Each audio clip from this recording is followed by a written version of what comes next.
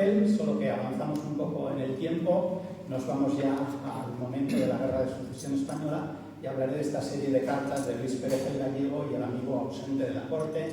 Estamos en un marco temporal que va de circa 1704-1706. Bien, la comedia de Luis Pérez el Gallego de Calderón data del año 1629, si bien no se imprimió hasta 1652 en la primera parte de Comedias Escogidas, y luego en 1684 en la octava parte de Comedias de Calderón por Veratasis. Se reprodujo varias veces más en sueltas del 18 y contó con numerosas representaciones en las primeras 4 décadas del siglo ilustrado. En el ultílogo de su pieza, Calderón prometía una continuación, dando con aquesto fin a las hazañas notables de Luis Pérez y su vida, dirá la segunda parte. Continuación o segunda parte que no llegó a escribir. Sí se conserva, en cambio, una segunda parte debida al militar y erudito Manuel de Anero Puente, estrenada en el Teatro del Príncipe de Madrid el 16 de abril de 1717 y publicada ese mismo año bajo el título Luis Pérez el Gallego, Comedia Nueva, segunda parte. Sevilla, Francisco de Lerdael, 1717.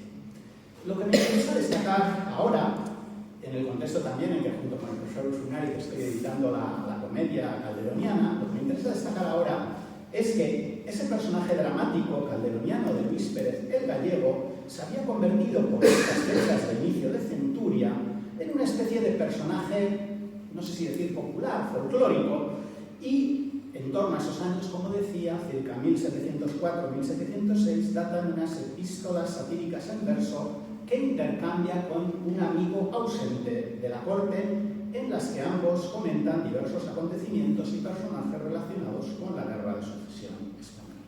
La serie está formada por 3 cartas de Luis Pérez el Gallego y una respuesta del amigo ausente. La primera, carta escrita en títulos de comedias por Luis Pérez el Gallego, un amigo ausente de la corte, sin lugar, sin impresor, sin año. Se conservan ejemplares varios en la Biblioteca Nacional de España. Hay otra edición, también sin pie de imprenta, que se conserva en la Biblioteca Nacional de Portugal, con algún ligero cambio, por ejemplo en la titulación, y de las 4 cartas esta es la única que cuenta con una edición moderna porque fue transcrita por Fernández Valladares en su monografía sobre la sátira política.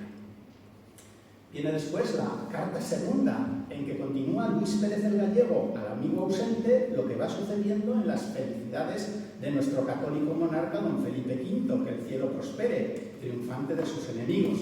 Aquí ya se indica claramente pues, de quién es partidario el autor, ¿no? Siguiendo su expresión en el empezado juego de títulos de comedias, redondillas. En el colofón, al final del texto, aquí sí que figuran unos datos, con licencia en Sevilla por Francisco de Lerdael en la Ballestilla este año de 1704. Se conserva ejemplar en la Universidad de Sevilla. De esta segunda carta existe otra edición distinta. Se diferencia en un pequeño detalle del título. Esta otra edición lleva por título Carta Secunda en vez de Carta Segunda, y también no en el contenido del texto, pero sí en la disposición del texto, porque el texto aparece marcado por la tipográfica y a una sola columna frente a la otra edición que presentaba el texto a 2 columnas.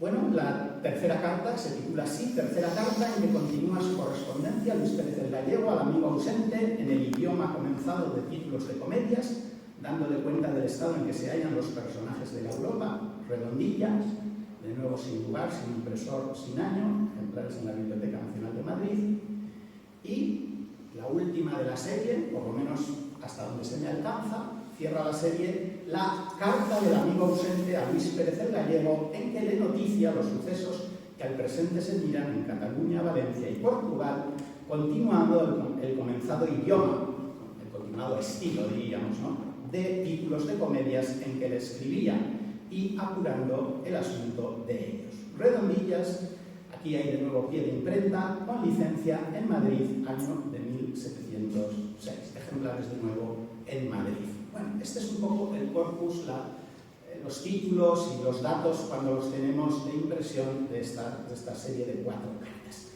En este trabajo voy a hacer una pequeña presentación de los 4 textos, indicando también que el objetivo final será la edición. Como decía, solo la primera de las cartas está con edición moderna, cuenta con edición moderna. El trabajo ya está hecho, falta pulir un poquito la anotación, y el resultado final de este trabajo que ahora presento será el estudio y la transcripción y anotación de las 4 cartas.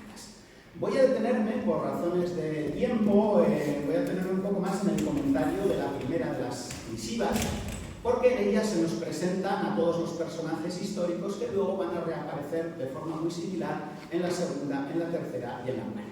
Entonces, iré hablando, y cuando Eugenio me avise que quedan 5 minutos, pues veremos un poco hasta dónde puedo contar, ¿no?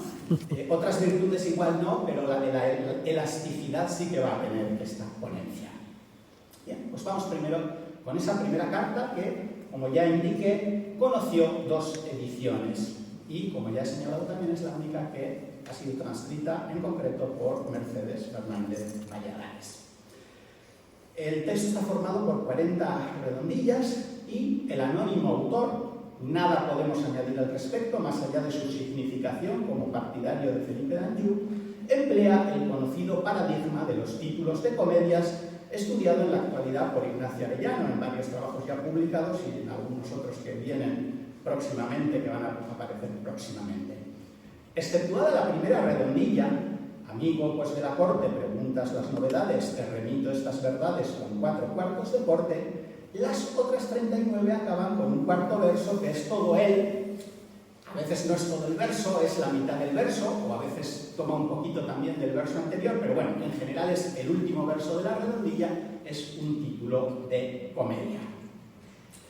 En esta composición, como digo, 39 redondillas de que consta que finalizan con título de comedia, hay un total de 43 comedias citadas. Lo que quiere decir es que en algunas redondillas se citan 2 comedias, 2 títulos en vez de una sola.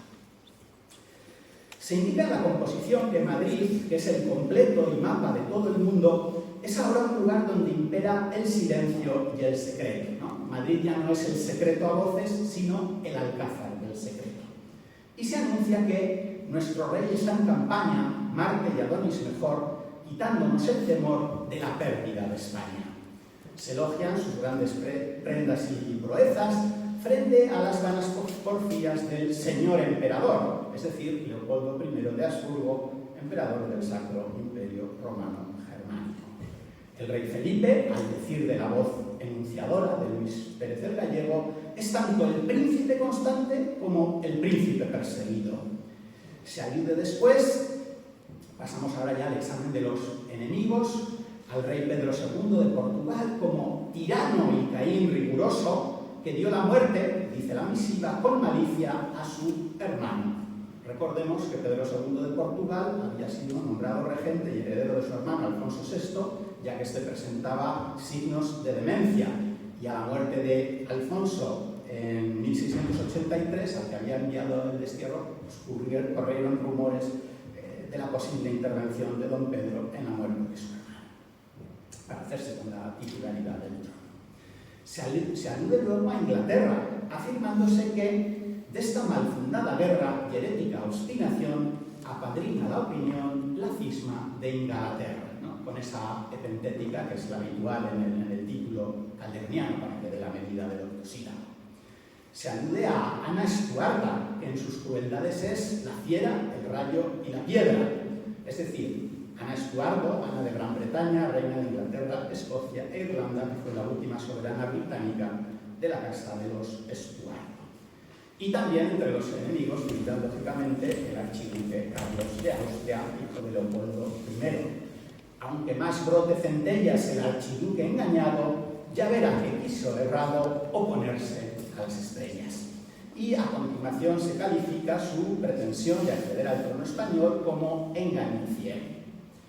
Otro personaje aludido en la composición, en este caso en el bando de los aliados, es el rey Luis XIV de Francia, el Gran Luis. Siempre aparece Gran Luis o Luis el Grande, ¿no? El Gran Luis intenta hacer tiemble el portugués Susaña, uniendo al valor de España amor, honor y poder. En Lisboa se afirma: no hay dulces motetes que den loa al archiduque Carlos sino más bien bandos y rivalidades.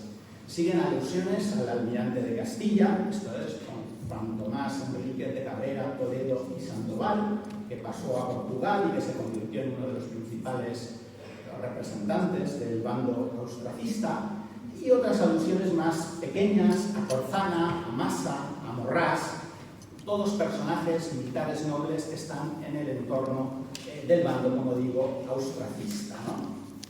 Se menciona también con esta grafía, Armestad, evidentemente es Jorge de Hesse-Darmstadt, pero la grafía del apellido pues varía bastante en estas composiciones, ¿no? De Armestad se predica que pasará a ser el renegado Zanara. Todas estas alusiones nos sitúan en el contexto de la primera campaña de Portugal hacia mayo-julio de 1704. Todas estas alusiones, insisto, pues se van repitiendo con bastante profusión, ¿no? Lusitania revelada contemple en su desconsuelo lo que son juicios del cielo, cual otra Troya abrasada. Esta es una de las redondillas que han mencionado los títulos de comedia, lo que son juicios del cielo, por un lado, y Troya abrasada. Estos personajes no deben esperar tener piedad, ya que por su reincidente maldad no hay ser padre siendo rey. Bien, se predica después que, viendo que el bárbaro medio de sus discursos insanos fue el traer a los luteranos enfermar con el remedio. Por contra, se habla de la próspera fortuna de Felipe Soberano y se pondera de nuevo su virtud. Termina la composición con la expresión del deseo de ver triunfante al rey. Desde el uno al otro polo, triunfante su fama aumente, ciñendo su augusta frente Marte y el laurel de Apolo. Y ello porque siempre la razón vence su poder. Además, el locutor tiene depositada su esperanza en Dios, en la Virgen de los Remedios, que sin duda auxiliarán a sus hijos, y la composición se remata con una especie de envío. No hay más que haceros pliego, mas permitid que os suplique que la censura no pique a Luis Pérez el Gallego. Y diréis, si a algún lector no le gustare la idea, que en su corrección se vea enmendar hierros de amor, ¿no? Como vemos en estos 8 versos últimos, se incluye tanto la alusión a la posible censura como al gusto, o más bien disgusto, de los adversarios en la recepción de esta primera carta. Bueno, voy a ir glosando más brevemente el contenido de las otras 3, efectivamente en 5 minutos yo creo que puedo hacerlo.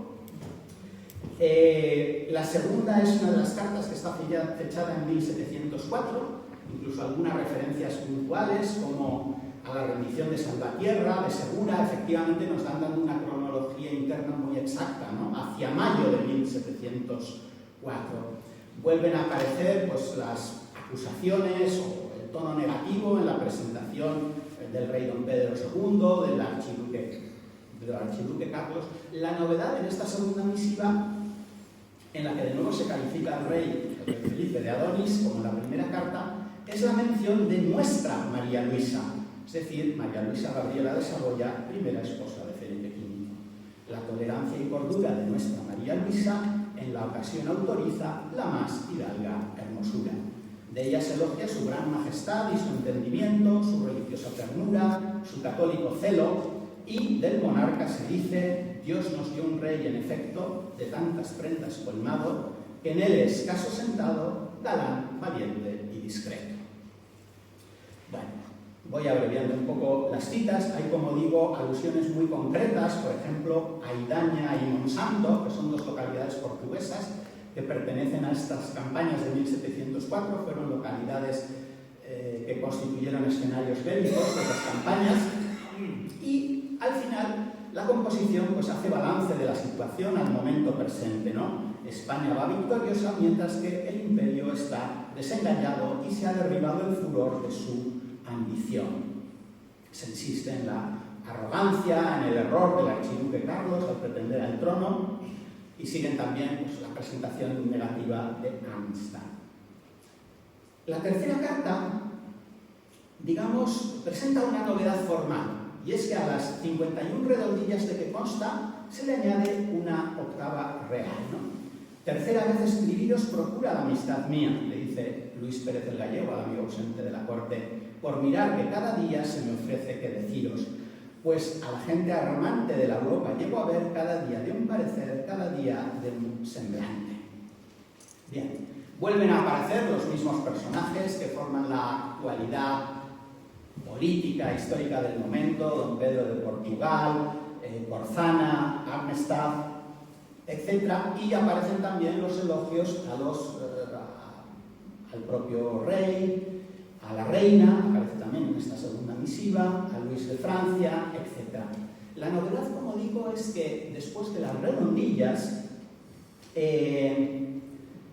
se añade una octava real. Termina la composición. Más victorias ni tragedias, no quiero decir mirando que se me van apurando los títulos de comedias, ¿no? A Luis Pérez del Gallego ya se le están acabando los títulos, ya no puede contar más cosas. Que digo bastante entiendo en decir que cada día, humilladas a porfía, las plazas se van rindiendo. Y porque acabarse note, escuchan el postre vale, atesta octava que sale de lo craso del cogote. Y aquí contrasta un poco esta enunciación de lo craso del cogote, que presenta esta formulación, estas palabras bajas, con el tono de la octava real, que va dirigida precisamente a Felipe Excelso. Muy brevemente, termino ya. La cuarta carta sí que nos da pie de imprenta, nos sitúa en el año 1706 y es la respuesta del amigo ausente a Luis Pérez el Gallego. Luis Pérez, ya que has dejado de escribirme con tu frase, no extrañarás que yo pase a seguir el comenzado. Los títulos apuraste en tus 3 cartas discretas y tanto el concepto aprietas que ninguno me dejaste. O sea, te voy a contestar, pero has agotado casi los títulos de comedias, no sé cómo lo voy a hacer, ¿no? Con los pocos que quedaron, esta te escribo, advirtiendo que de lo que no comprendo, el no ser más lo causaron. Remítetelos ahí para cumplir lo que digo, que esto es procurar amigo, cada uno para sí. Y a partir de esta cuarta redondilla comienza la cita de títulos de comedias, que en esta composición, que es la más larga de las 4, suma 66 redondillas, 264 versos, se menciona nada menos que 63 títulos de comedias. No digo nada del contenido, la situación en esta respuesta del amigo ausente de la corte tiene que ver con la rebelión de Cataluña, con el asedio de Barcelona. Barcelona viene a ser el bruto de Babilonia y casi todo está centrado, como digo, en ese contexto de Barcelona, de Cataluña. Termino ya muy brevemente. Cabe destacar que no hay ninguna diferencia entre esta segunda voz emisora del amigo ausente de la corte con respecto a la de Luis Pérez el Gallego. No cambia la perspectiva, no cambia el tono, no cambia la intención.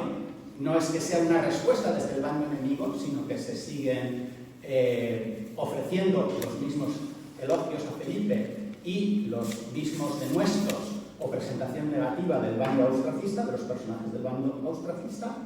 No hay lugar en estas 4 misivas para el adorno retórico, más allá del juego ingenioso, a veces con más gracia, a veces con menos, consistente en introducir los títulos de las comedias como remate de las redondillas, ajustándolas a las circunstancias y personajes del momento en un paradigma compositivo muy reiterado en la época. Y por supuesto dejo de referirme a otros intercambios epistolares muy similares que existen en la época, como los conocidos de Perico y Marica y otros similares, ¿no? Bueno, esta era un poco la presentación de los 4 textos y, como digo, en la versión escrita estarán los textos transcritos con su correspondiente anotación. Un último detalle y termino. He sacado la lista de títulos de comedias mencionados. Son al final 202 títulos en las 4 cartas. Y entre esos títulos de comedias figuran lógicamente algunas de Calderón, de Moreto, de Lope, de Vélez, pero también de otros ingenios que hoy nos pueden parecer muy secundarios, Monroy y Silva, Rosete Niño, pero que en la época tenían más predicamento de lo que hoy pensamos que podían haber tenido. Muchas gracias.